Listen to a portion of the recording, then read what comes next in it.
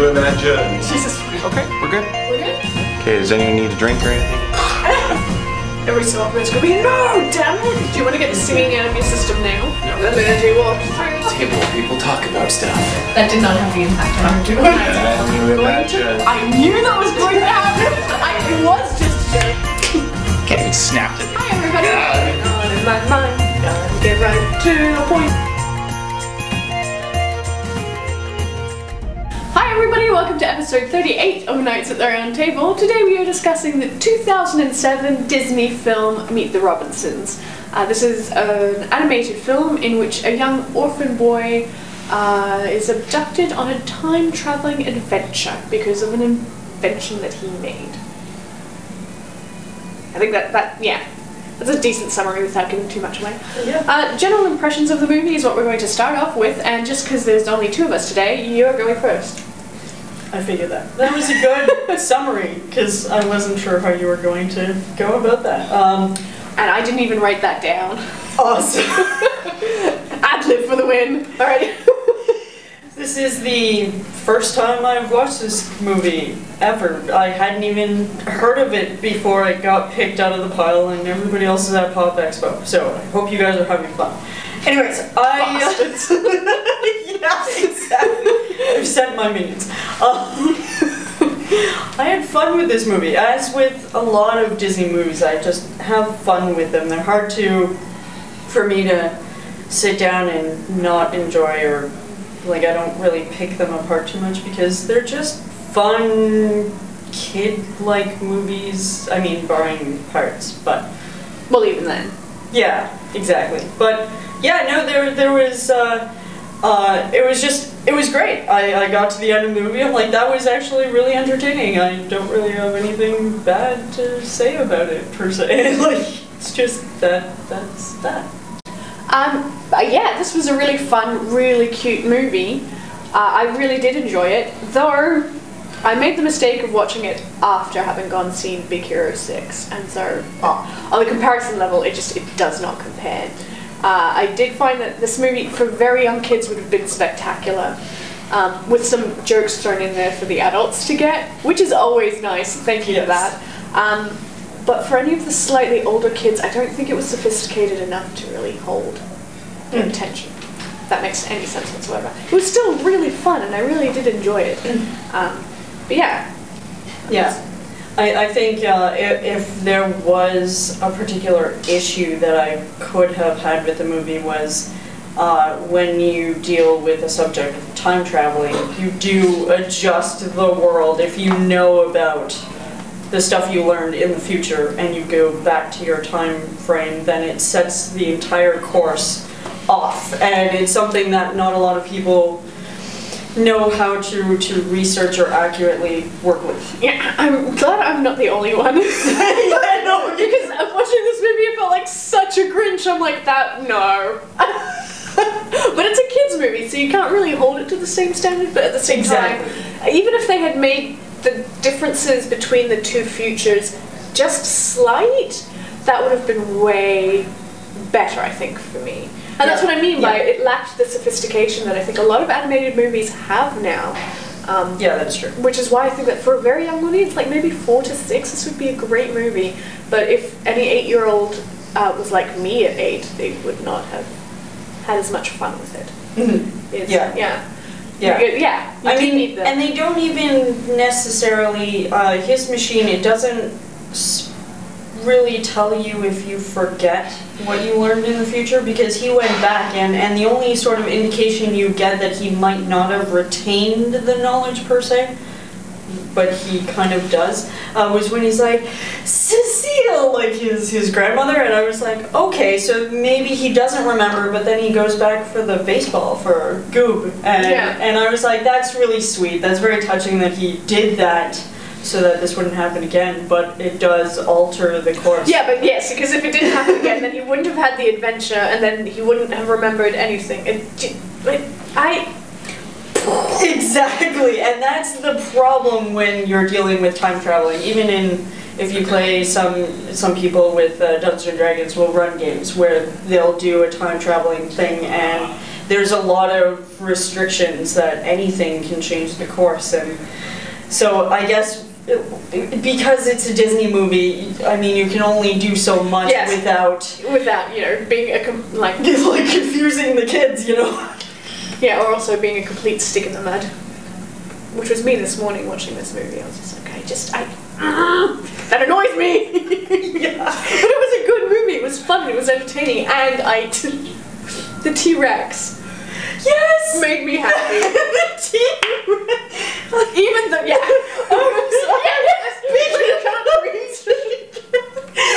why aren't you grabbing him?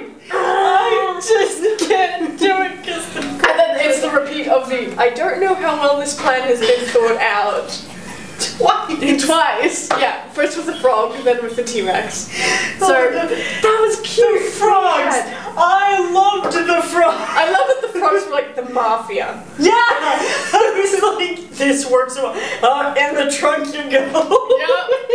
Also because they're singing jazz. Yes. Right. Old school. And it fits for the frogs. I don't know what it is, but every time. Well, you put a tuxedo in anything, I'm sure you could turn it into a mafia. So. I don't know. I think it works. Tuxedo badgers. Tuxedo mole I'm trying to envision this. It just doesn't work. Tuxedo foxes. That's actually that might be okay. Because think about Sonic. That would work. God. It's possible. It's possible. Yeah, sure. So I liked how you could.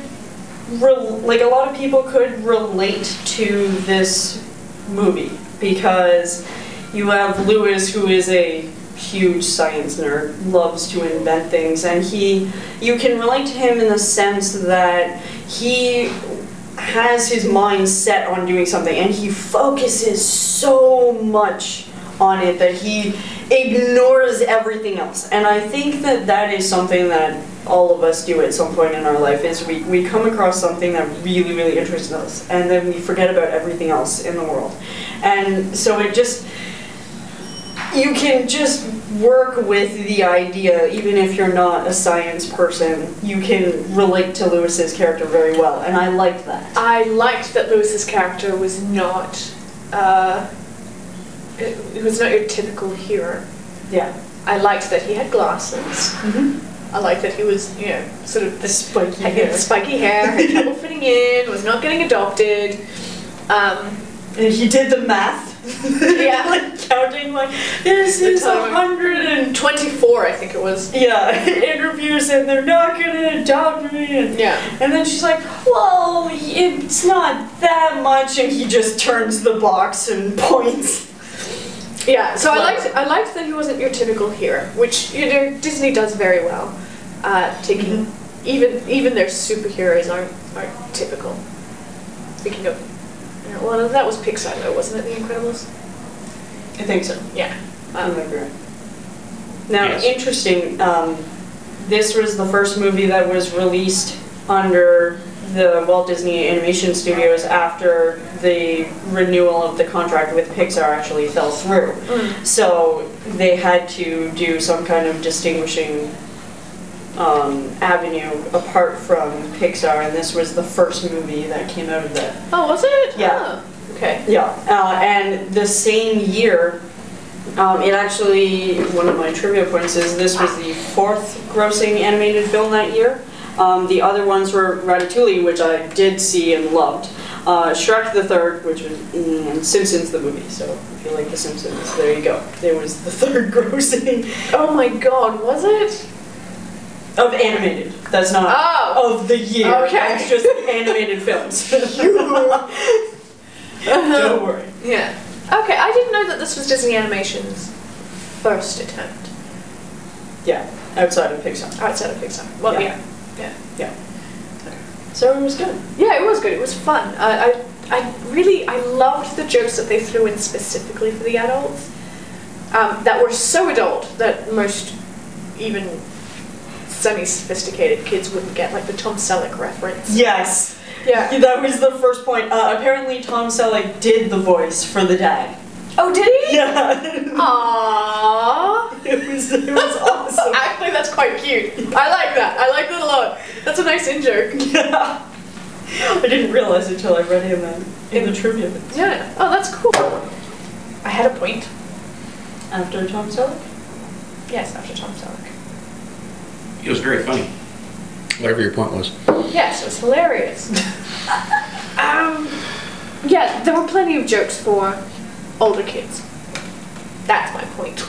That's all I've got. What do you have? Awesome. Okay, I have other random points. At some point, I saw a picture. At first, it was, I don't know, maybe I was only half paying attention or something distracted me. I looked and I was like, was that Einstein? I was a little confused, and then later, as I'm reading the trivia bits, it was actually a picture of Nikola Tesla, which makes sense. I was like, oh yeah, that's the one. What was this? I missed that entirely. Really?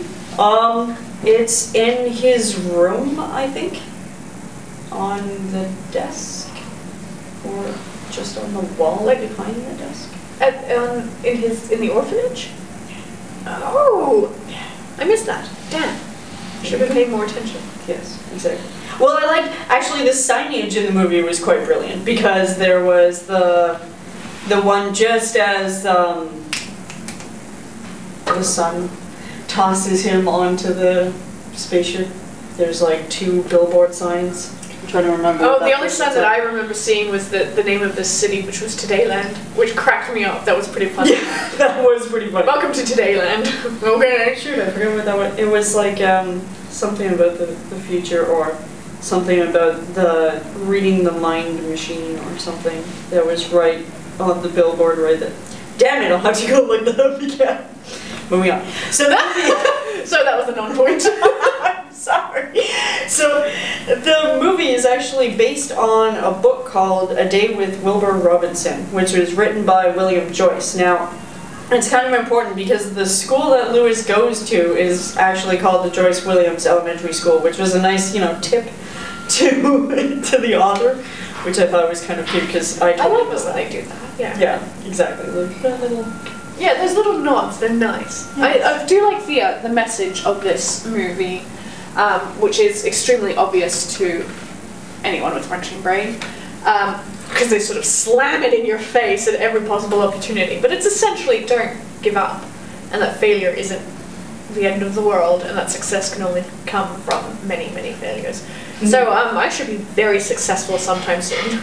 Yes, exactly. That's exactly it. Disney told me so! Oh goodness. I also liked that they were also talking about you have to be mindful of what you do because you do affect other people, regardless of if you realize it or not. Or not, yes. This is sort of Goop. Yeah. It's a whole story. Exactly.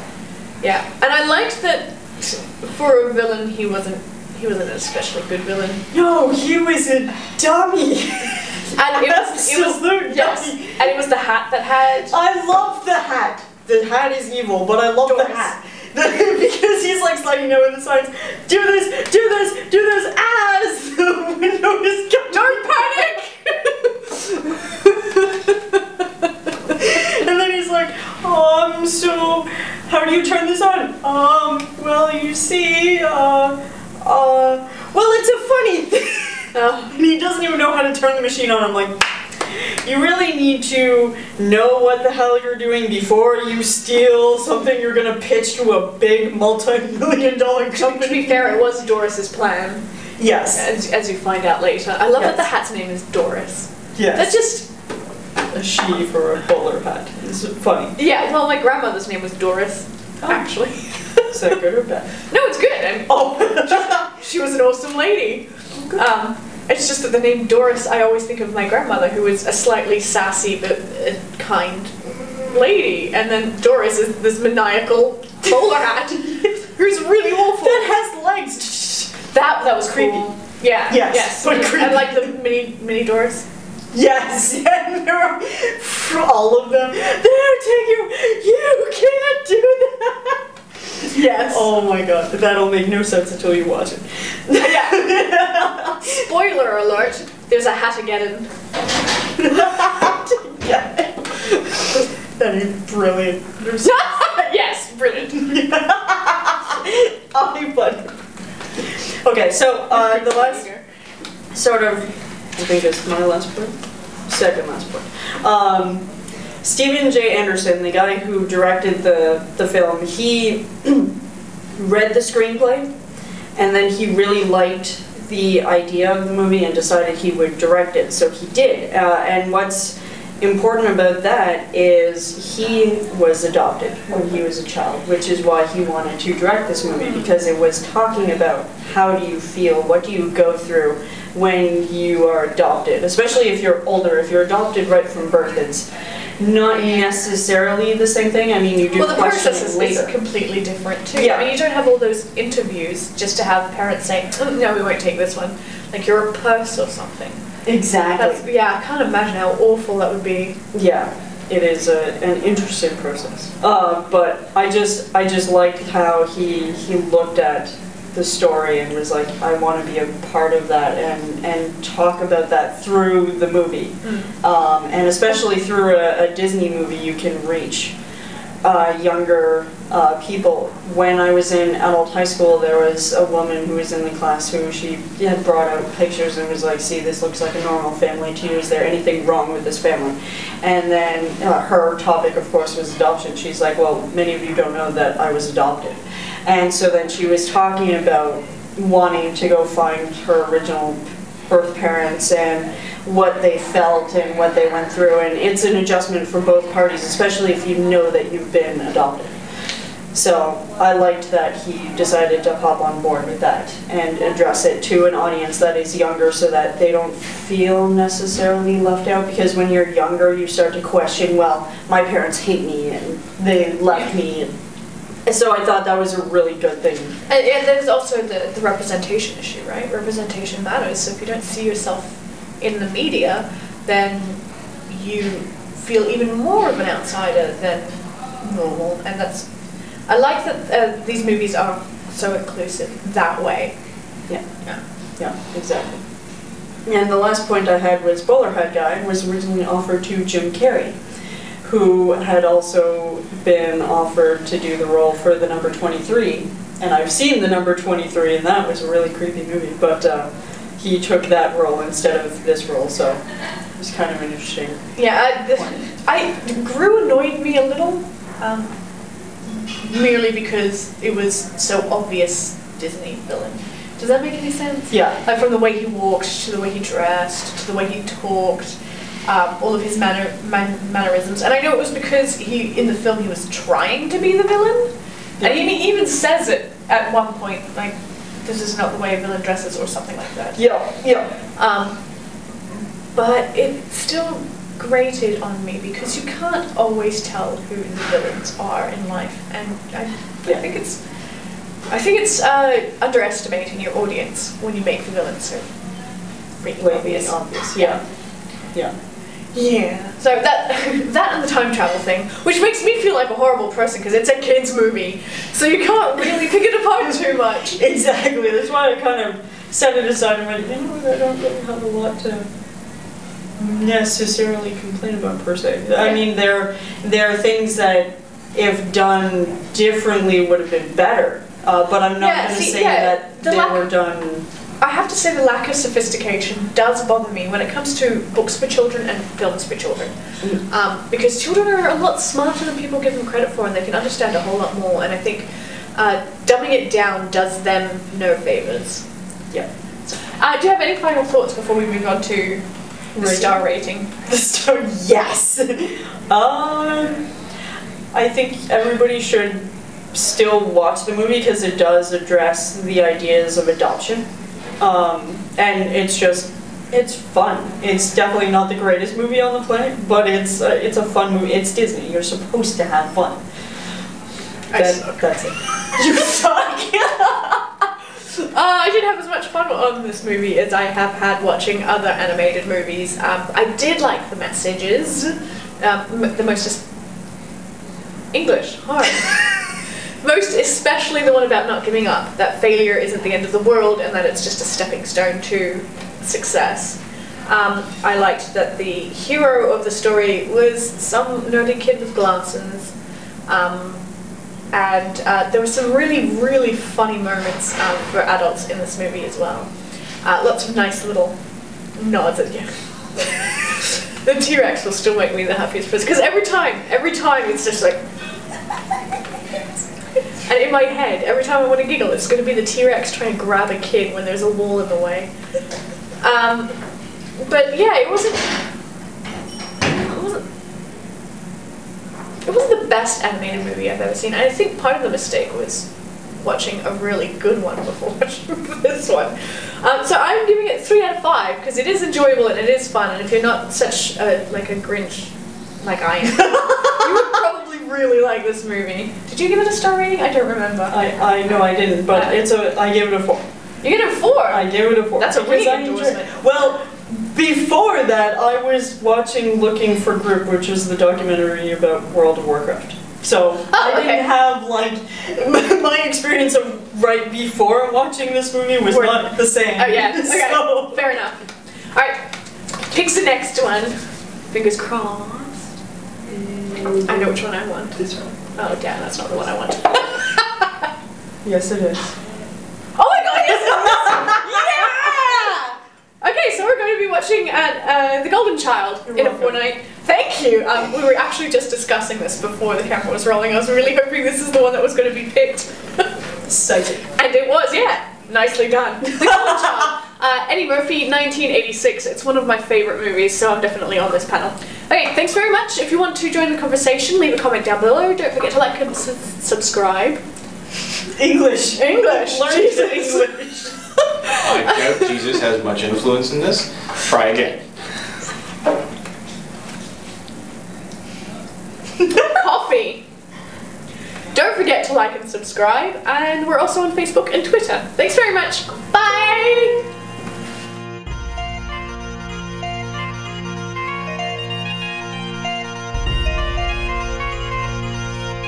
Just pleased to report that we had 3 camera coverage of that.